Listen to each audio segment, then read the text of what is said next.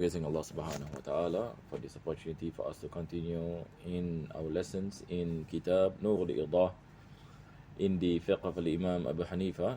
And we pray that Allah subhanahu wa ta'ala bless our lesson and make it the reason where our sins are forgiven and our prayers are answered, inshaAllah ta'ala. And may Allah enliven our hearts and iman and taqwa and bless us with husnul khatimah. Ameen. Ya Rabbal Alameen. In our last lesson, we were speaking about the things that nullify ablution, and here in Idah, the author mentioned altogether there are 13 things that invalidates ablution. So we have covered all these aspects of the things that nullify ablution. So what we'll do, inshallah, we will run through one more time, because this is one of the things that is important when it comes to ablution, and a lot of people are asking, and the comparisons between certain things that is regarded as a nullification towards ablution in the Hanafi madhab, but not in the Shafi madhab, and so on and so forth. So we have to be clear on so many of these things. So let us run through briefly before we go on to the next part of the lesson. So the author mentioned, the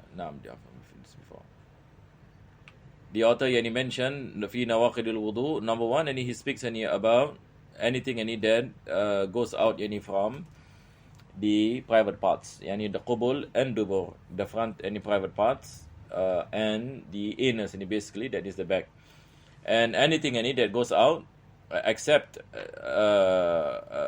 any air that comes from the vagina.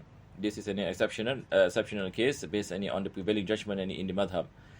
Other than that, everything will make ablution invalidated, regardless whether it is a filth or is something that is pure. Number two, najasatun sa'ila. Najis, something that is considered to be a filth, that it comes out from the body and it is flowing from the source. So he gave an example like blood and pulse. So if a person, for example, is bleeding, and the blood goes out from the body, and it is flowing, the blood is flowing away from the point of the injury, then this nullify ablution. Likewise, when it comes to the pulse, unless if the blood stay put, it is minimal, it doesn't flow, it does not invalidate ablution. Number three, wilada, that is when the woman delivers a child. A woman delivers a child. Delivering a child is one of the reason that the ablution becomes invalidated, because this falls under the category that something comes out from the private part, even if it is something that is considered to be pure. Number four, waqai ta'am, vomiting, but here the what you call it, the condition is that if the vomit is a lot in the sense that it covers the whole mouth, and the person cannot close it to prevent the vomit from coming out, then it invalidates the wudu. But if vomiting is a little, in the sense that it is not something that covers the full mouth, then it does not invalidate the wudu. So in the Hanafi madhab, this is the thing we have to understand. When it comes to vomiting, there is a condition. Not all forms of vomiting invalidates ablution.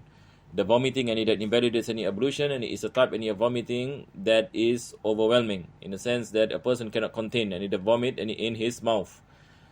Then he mentioned the next one, number four, blood that comes out from the body. If the blood is a type that doesn't flow, if the blood is type that flows from the body, then we say what you call it, it is invalidates the ablution.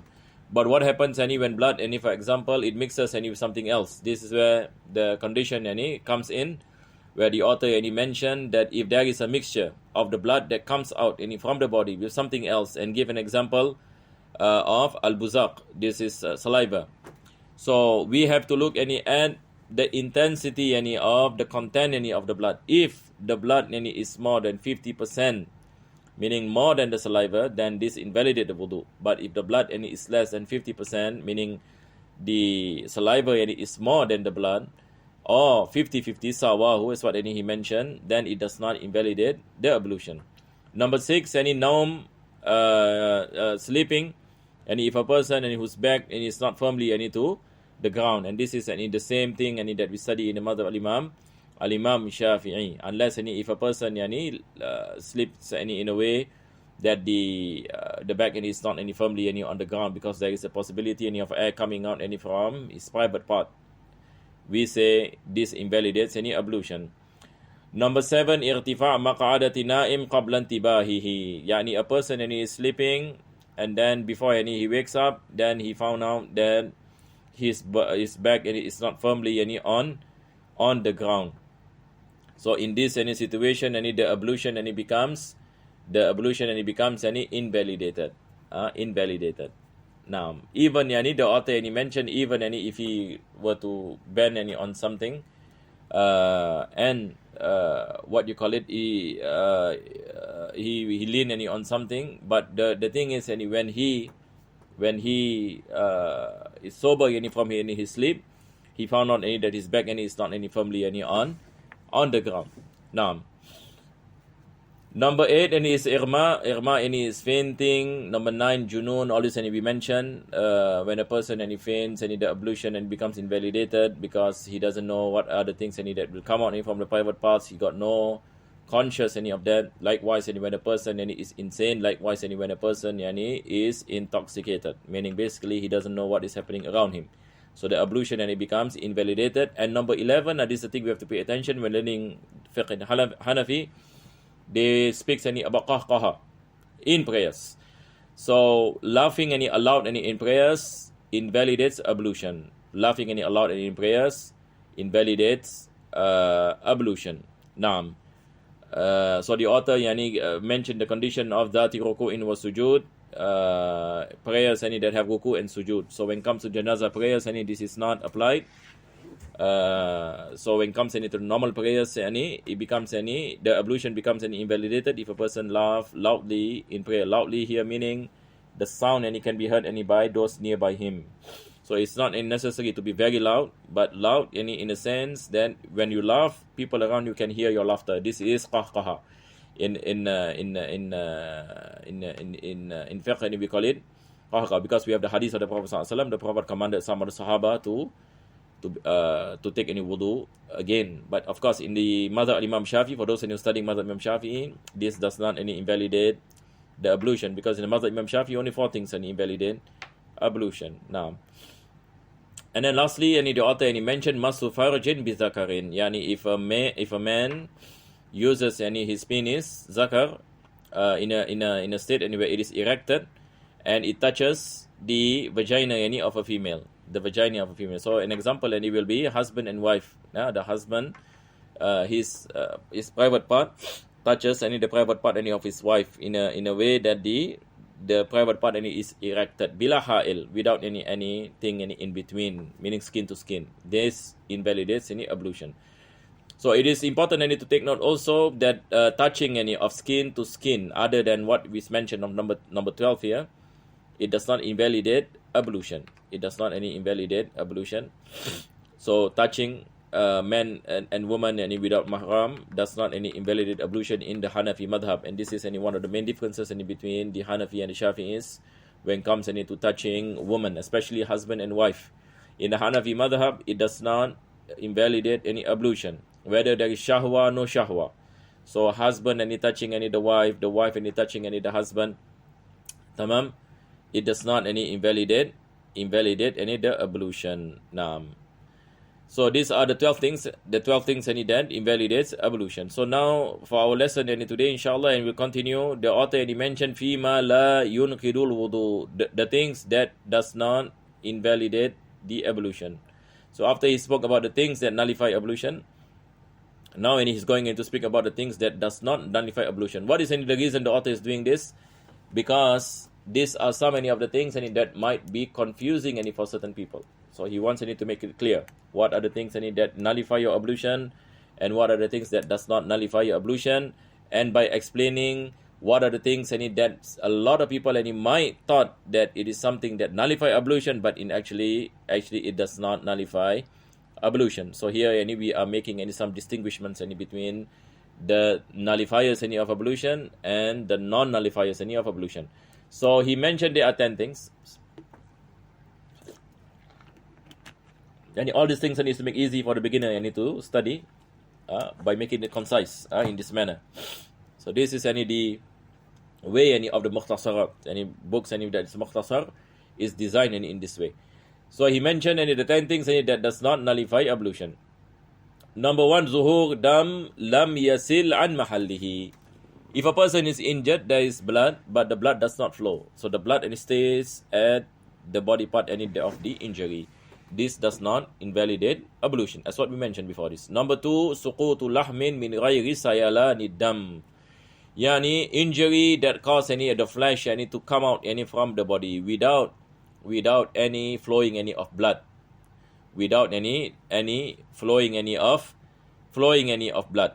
So an example he mentioned kal'irqil madini, and this is a type of a sickness where part of the body parts fall from the body, but without the flowing of blood. This does not invalidate the wudu. So the author mentioned bil farisiya is called rushtah, bil dam, rushtah. Yani this is a kind of a sickness. Number 3, khuruj dudatin min jurhin. If a worm comes out from the injury, a worm, duda. Does a worm coming out of a worm from the body invalidate the ablution? So here the author mentioned it does not invalidate the ablution. Whether it comes out from the injury, or it comes out from the ear, or it comes out from the mouth, or it comes out from the nose, this does not invalidate the ablution. Number 4, masu zakar.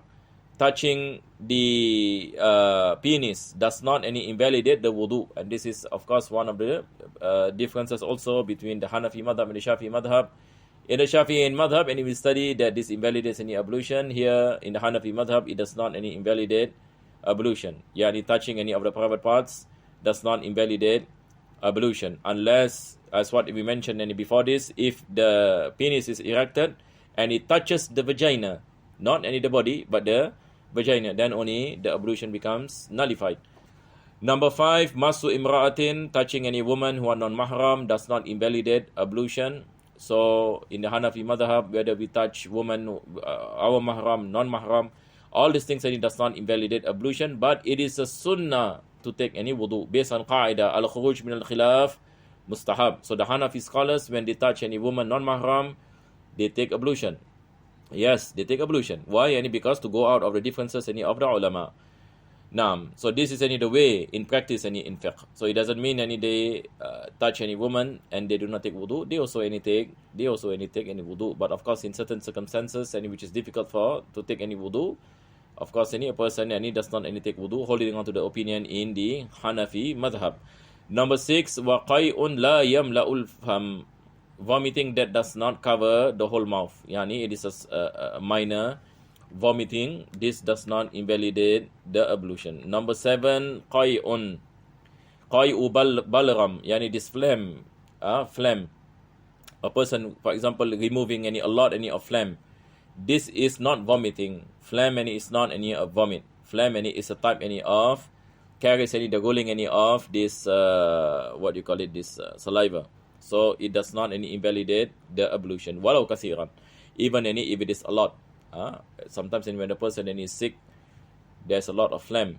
So this does not invalidate ablution, even though it comes out a lot. Number 6, tamayulu na'imin uhtumila zawalu maq'adihi.